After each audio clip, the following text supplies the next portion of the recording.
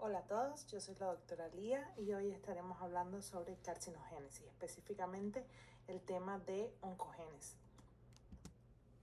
Como todos conocemos, en la naturaleza existen múltiples agentes que pueden causar daño sobre nuestro organismo en el ADN y provocar la formación de células tumorales.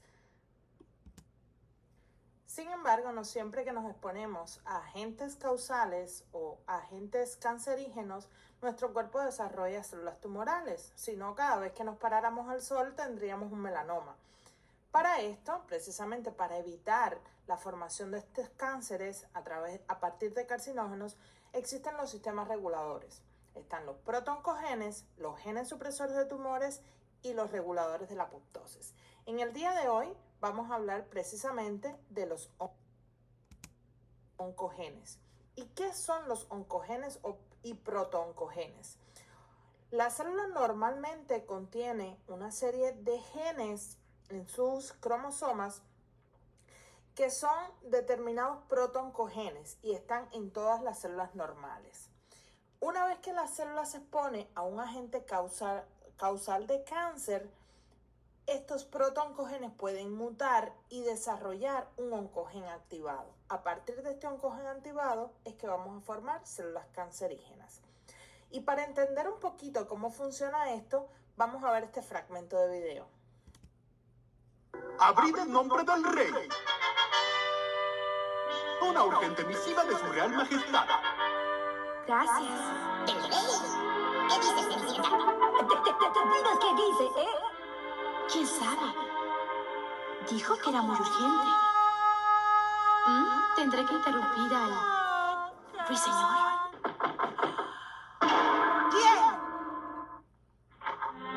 ¡Cenicienta! ¡Ya te he dicho que no nos interrumpas! Es que trajeron esto de palacio. No, Lady. Veamos. Como acabamos de ver en este clip, al igual que en la casa de Cenicienta llega el mensaje para el baile, también a las células le están llegando mensajes constantemente. Y precisamente así es como funcionan los oncogenes. Y vamos a ver cómo cada uno de los personajes de este clip de video nos puede servir para escenificar cuál es la clasificación de los oncogenes. Entonces, comenzamos con el primero, que sería el cartero, quien trae el mensaje. ¿Y quién va a ser en la célula? Pues los factores de crecimiento. Esos factores de crecimiento van a venir desde fuentes externas y van a llegar hasta la superficie celular, trayendo una señal para que la célula pueda crecer y replicarse. Luego tenemos la persona que recibe ese mensaje, que en este caso sería Cenicienta, pero en el caso de la célula vamos a ver que van a ser los receptores de los factores de crecimiento. Existen muchos receptores de factores de crecimiento y existen algunos que son más importantes para el tema porque se van a relacionar con determinados tipos de cáncer y van a ser muy específicos y los vamos a ir desglosando un poquito más adelante. Luego Cenicienta lleva el mensaje hasta las hermanastras y las hermanastras, pues como son un poco locas, se van pasando el mensaje como locas de unas para otras, y es que precisamente así funcionan los transductores de señales, que llevan la señal desde la membrana celular hasta el núcleo, pero pasando de mano en mano hasta que finalmente llega a los reguladores del ciclo celular. ¿Que quiénes van a ser? La madrastra de Cenicienta.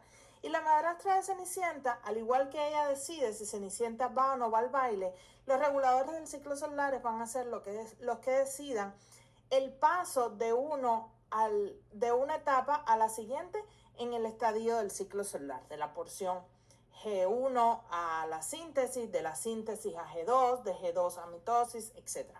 Y finalmente tenemos los reguladores nucleares, que al igual que los ratoncitos de Cenicienta, son los que se encargan de desarrollar todo el entramado, porque van a ser quienes los factores de transcripción, los que hacen todo el trabajo, como los ratoncitos de Cenicienta le hacían el vestido a la princesa. Comencemos desglosando uno por uno, y así tenemos en primer lugar los factores de crecimiento, que sería nuestro personaje del cartero. Estos factores de crecimiento, el más importante que vamos a estudiar sería el factor de crecimiento derivado de plaquetas. Y este factor nos va a codificar, o una vez mutado nos va a generar tumores del sistema nervioso central, específicamente de las células astrocitarias, como en la imagen que estamos viendo, donde se observa un glioma, un glioblastoma, específicamente en alas de mariposa.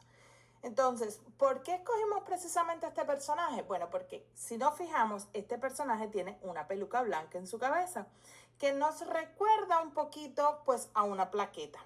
Ahora, además de eso, como la peluca está en la cabeza, pues nos va a recordar que se relaciona con tumores del sistema nervioso central. Los más frecuentes, los gliomas. Entonces, una vez que este factor de crecimiento ha mutado y se pone en contacto con nuestra célula, en esta imagen vamos a ver que este sería el receptor para ese factor de crecimiento, el citoplasma celular, el núcleo con el ADN y este sería el espacio extracelular. Entonces, nuestro factor de crecimiento llega y va a generar dos respuestas erradas o dos respuestas que van a generar la proliferación tumoral. La primera es la sobreexpresión. Una vez que el factor de crecimiento se pone en contacto con el receptor, eso va a generar una cascada de información que va a llegar hasta el núcleo y va a codificar para dos funciones específicas. La primera sería aumentar el número de receptores en la superficie de la célula y la segunda sería denominada la estimulación autocrina. ¿Qué significa? Simplemente que la célula va a comenzar a recibir o va a comenzar a producir su propio factor de crecimiento. Así vamos a tener mayor número de factores de crecimiento y además vamos a tener mayor número de receptores para estos factores. Por tanto, se va a producir el crecimiento celular totalmente descontrolado. El segundo grupo de oncogenes que vamos a estudiar hoy serían los receptores para los factores de crecimiento. Una vez que ha llegado ese factor de crecimiento y se ha puesto en contacto con su receptor, vamos a ver que ese receptor va a estar enfermo. Al estar mutado, pues va a producir una cascada de señal, pero de manera incontrolable. Entonces, va a activar sistemas de transducción de señales como el sistema de la tirosina sinasa y ese sistema pues se va a estar produciendo constantemente y enviando señales constantemente hacia el núcleo celular y de esta manera no se va a poder parar la proliferación celular descontrolada, poniéndonos entonces en el contexto de una proliferación tumoral.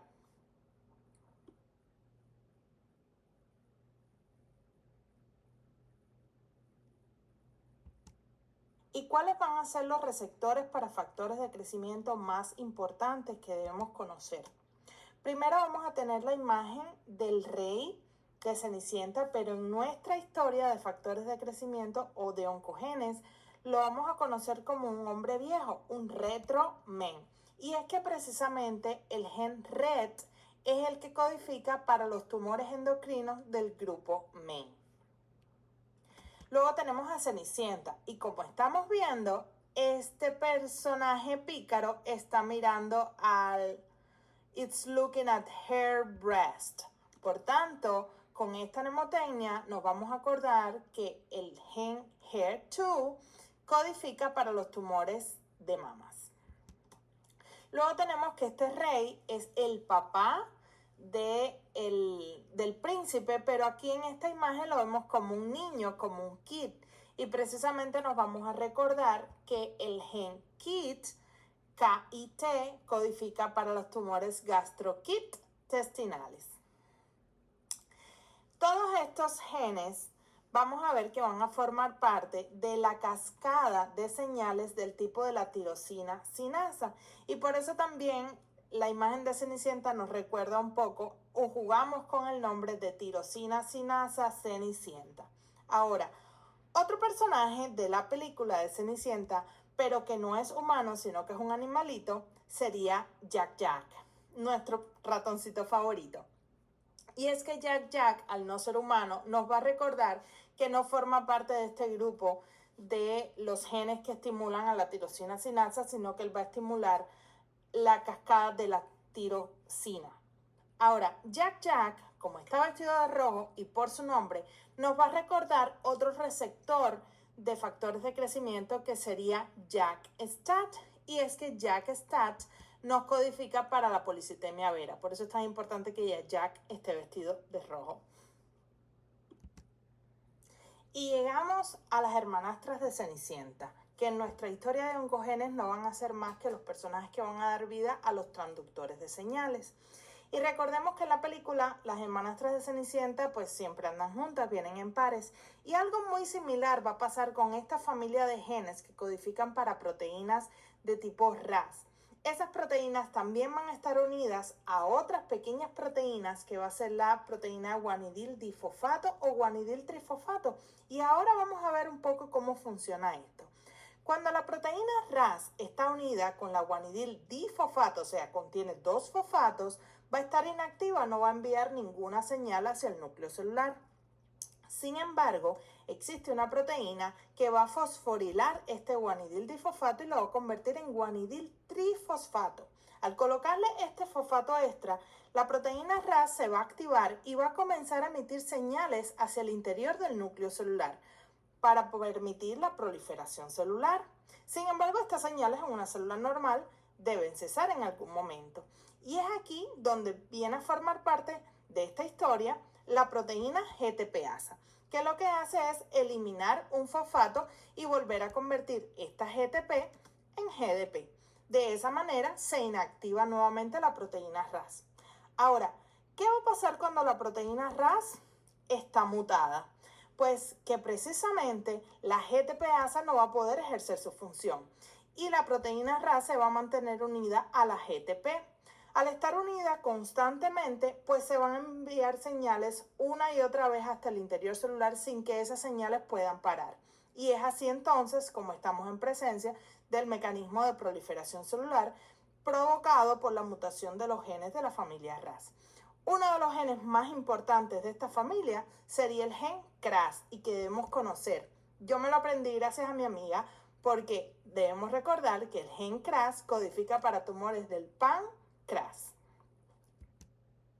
Ya estamos en el núcleo y en este caso vamos a ver las mutaciones de los reguladores del ciclo celular, que al igual que la madrastra de Cenicienta decidía si Cenicienta iba o no al baile, los reguladores del ciclo celular van a codificar o van a determinar si la célula pasa de un estadio al siguiente en el ciclo celular, digamos de G1 a la fase de síntesis, de la fase de síntesis a G2 o de G2 y se produce la mitosis.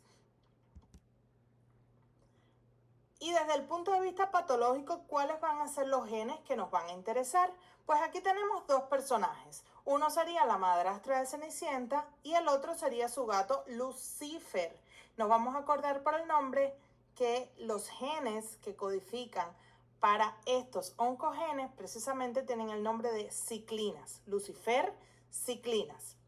¿Y cuáles van a ser las ciclinas más importantes desde el punto de vista patológico? Tenemos la ciclina D1 que va a codificar para las células del linfoma, para los tumores del linfoma de las células del manto. Y aquí tenemos la ciclina D1, vamos a jugar un poquito con el nombre de la madrastra. Y pues como vemos en esta imagen, la madrastra está tapada por una sábana, una manta, y nos va a recordar un poquito a las células del manto. Y luego tenemos su gatito, que como vemos es un gato negro. Entonces el gato, el nombre del gato en inglés, cat, nos va a ayudar un poquito a recordar que la ciclina K4 codifica para los melanomas. Y precisamente el color negro de Lucifer nos va a ayudar con la mnemotecnia de recordar que la ciclina K4 codifica para los melanomas. Y finalmente tenemos nuestros ratoncitos, que van a ser los reguladores nucleares. Estos ratoncitos no van a ser más que factores de transcripción. Y nos vamos a acordar de ellos porque el ratón más famoso de los cuentos de Disney va a ser Mickey Mouse.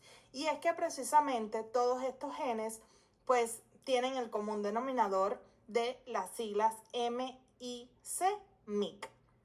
Entonces, vamos a tener primero este personaje que tiene un sombrerito en su cabeza. Entonces, nos va a recordar que este gen NMIC codifica para los neuroblastomas. Luego tenemos este otro personaje que es un ratoncito pequeñito. Es como el más pequeño de toda la camada de ratones.